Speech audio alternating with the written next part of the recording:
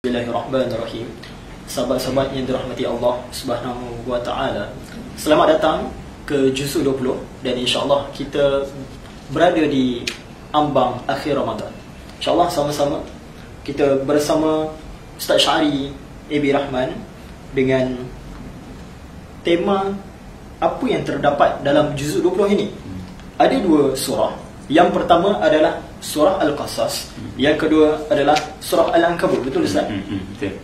Berkenaan surah Al-Qasas ni Ustaz, menariknya yang terkandung majoriti adalah surah yang berkaitan kisah-kisah Nabi Musa. Kita tengok banyaklah macam-macam surah yang diposisikan cerita Nabi Musa. Kenapa tak dikumpulkan ataupun decentralizekan Nabi Musa ini pada surah Al-Qasas saja? Kenapa bertaburan Ustaz? Okey. Soalan pertama Ustaz. Terima kasih Najah Najah yang sudi bersama dalam interaksi kita dengan Al-Quran. Jadi Najah tanya tadi kenapa cerita Nabi Musa yang menjadi fokus utama surah yang ke-28 ini, Suratul Qasas. Memang cerita Nabi Musa, betul Najah, memang cerita Nabi Musa. Cuma Najah tanya tadi, kalau dah cerita Nabi Musa menjadi fokus utama surah ini, lalu kenapa tak tarik semua cerita-cerita Nabi Musa yang bertaburan dan bertebaran dalam surah-surah yang lain kan? Kenapa tidak decentralizekan tadi? Kita faham begini Najah, setiap surah yang diturunkan ada sirahnya, ada emosinya, ada situasi tertentu yang menimpa Nabi. Maka cerita-cerita yang akan dipaparkan adalah bersesuaian dengan situasi Nabi.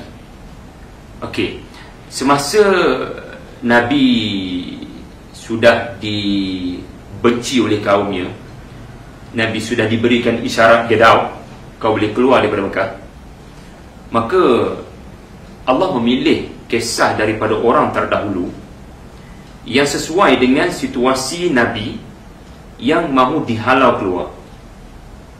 Maka antara surah-surah yang diturunkan semasa Nabi sudah mula dihalau keluar, dibenci, dibatalkan kewarganegaraan Mekah contohnya, sehingga Nabi sudah tidak dipandang sebagai orang Mekah, adalah suratul Qasas. Kerana surah ini menceritakan tentang seorang bayi yang dikeluarkan daripada perkampungan Bani Israel, dikeluarkan, tetapi ia mempunyai perancangan yang rapi daripada Allah. Kenapa dia kena dikeluarkan daripada pangkuan ibu Musa alaihissalam? Kerana apabila Musa dipisahkan daripada ibunya, diletakkan atas sungai Nil, ia adalah perintah Allah yang terlalu bertentangan dengan logik. Ia sesuatu yang mana ibu sanggup melakukannya, walaupun pegawai Firaun sedang menghunus pedang kepada mana-mana bayi lelaki, tetapi seorang ibu sanggup untuk dia mati terlebih dahulu dalam proses memeluk anaknya sebelum anaknya disembelih. Tetapi perintah itu telah dilakukan oleh ibu Musa, dan itulah yang digambarkan dalam surah ini di permulaannya. Tetapi akhirnya apa berlaku? Hikmah bila bayi ini dikeluarkan daripada perkampungan Bani Israel untuk supaya bayi itu membesar dalam istana Firaun, dan nanti dia diberikan Allah persiapan dalam istana untuk menumbangkan Firaun dalam istana itu sendiri. Kalau Musa membesar sebagai Harun, iaitu membesar dalam perkampungan Bani Israel, Musa tak akan ada kekuatan untuk bercakap bahasa Kibti.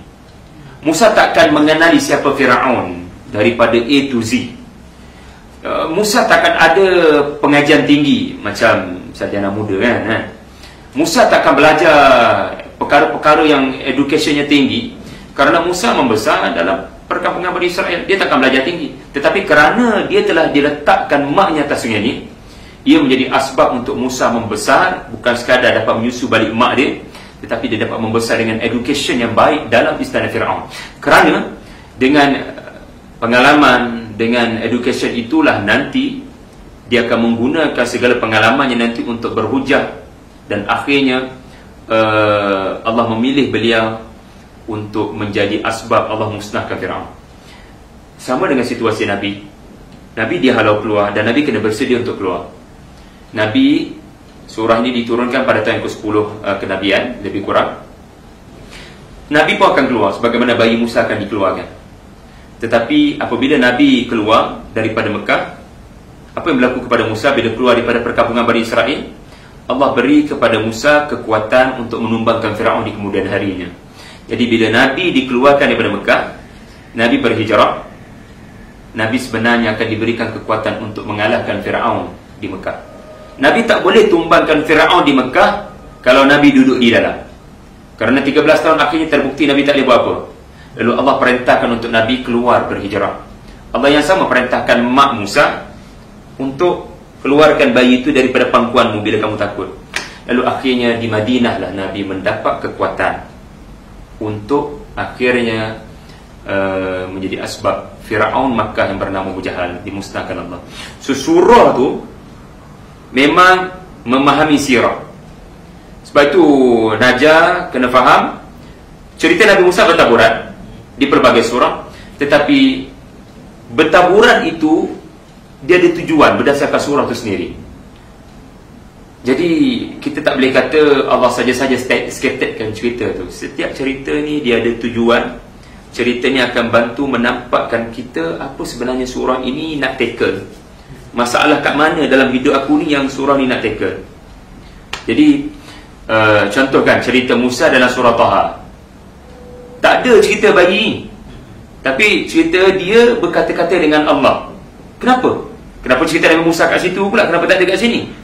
Sebab surah tu turun ketika Nabi SAW menghadapi satu detik yang sangat tidak menggembirakan. Nabi menghadapi detik-detik yang Quran bila Nabi sampaikan, Nabi semakin rasa makin tahu orang makin hama Nabi.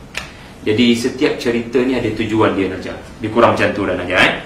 Itu surah Al-Qasas. Terbaik. Saya perasan yang unik surah Qasas ni nak kita connectkan dengan surah Yasin. Surah Yasin sebut apa ayat yang kedua? Waja'a min aqsal madinati rajulun yas'a qala ya qaumi ittabi'ul mursalin. Tapi di surah Al-Qasas ini ayat yang ke-20 juga disebut apa? Waja'a rajulun min aqsal madinah yas'a. Masya-Allah. Itu antara unik lah. Ada bantuan daripada seorang pemuda kepada Rasul, 3 orang Rasul dalam surah Yasin, dan seorang pemuda membantu Nabi Musa. Masya Allah, Ustaz. Jadi seterusnya Ustaz yang berkaitan dengan juzuk 20 kita ini adalah surah Al-Ankabut. Betul. Al-Ankabut ni kita tahu maksud dia apa? Laba-laba, Ustaz. Yang berjantina betina lah, yang buat sarang tu kan. Jadi apa yang unik dengan surah? Kenapa dinamakan Al-Ankabut, Ustaz? Dan apa yang unik berkenaan Al-Ankabut dalam juzuk 20? Okey.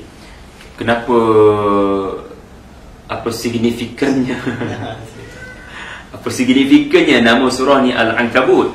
Kan? Apa kaitan dengan, sebab cerita Nabi-Nabi banyak dalam surah ni. Kalau Najah tengok kan, ada permulaan cerita Nabi Nuh, kemudian cerita Nabi Ibrahim, kemudian cerita Nabi Lut, kemudian cerita Nabi Musa. Tapi nama surah Al-Ankabut, kita kena faham di mana ayat yang sebut Al-Ankabut tu. Jadi Allah menyebut cerita pasal Al-Ankabut pada ayat 41. Kalau kita boleh bacakan, Bismillahirrahmanirrahim.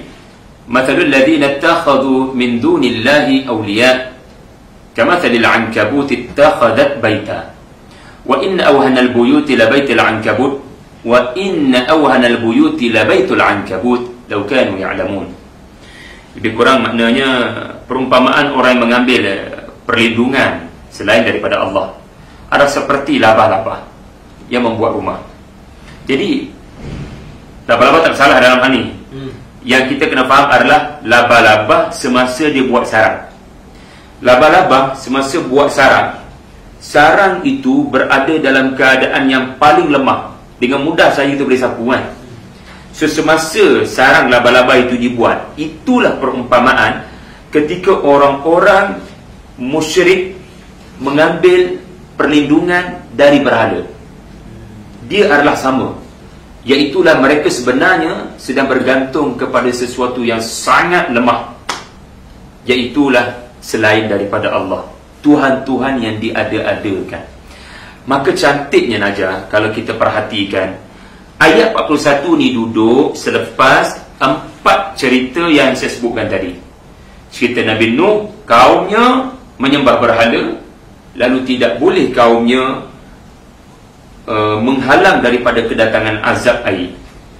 Lepas tu cerita Nabi Ibrahim, baginda dihumban ke dalam api, tetapi azab api tidak kena kepada Nabi Ibrahim, kerana Nabi Ibrahim tidak bergantung kecuali kepada Allah.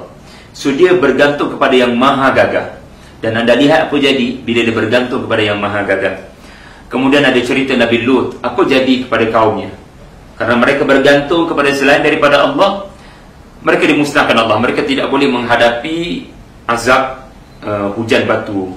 Dan kemudiannya cerita Nabi Musa.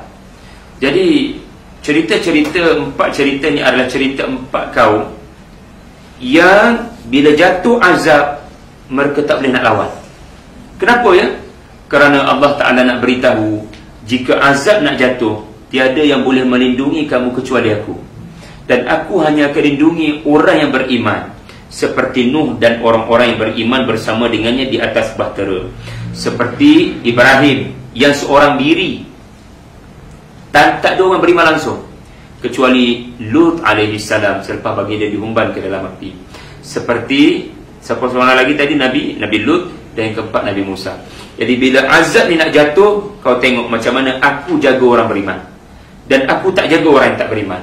Jadi orang yang menyembah selain daripada Allah, bila datang azab itu akan datang kepada diorang dalam keadaan mereka cuba mempertahankan diri, seperti sarang laba-laba membina sarang.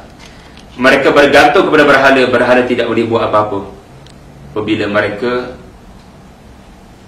didatangkan Allah azab. Jadi benarlah bahawa perlindungan daripada berhala takkan berkesan, takkan dapat melawan daripada perlindungan Allah Subhanahu Wa Taala. Betul lah situasi di Makkah ketika puak-puak musyrikin nak menghentam Nabi Ibrahim, qalu sami'na fata yadhkuruhum yuqalu lahu Ibrahim. Mereka mengendahkan tenaga pemuda ini sewaktu Nabi Ibrahim masih kecil lagi. Sewaktu itu Nabi Ibrahim hendak memusnahkan berhala, lalu musnahlah semuanya, meninggalkan 2 berhala besar, meninggalkan di tangan berhala itu sebuah kapak. Jadi besarlah harapan, moga kita sentiasa bergantung pada Allah Subhanahu Wa Taala. Terima kasih. Selamat bertadabbur. Juzuk 20. Sekian.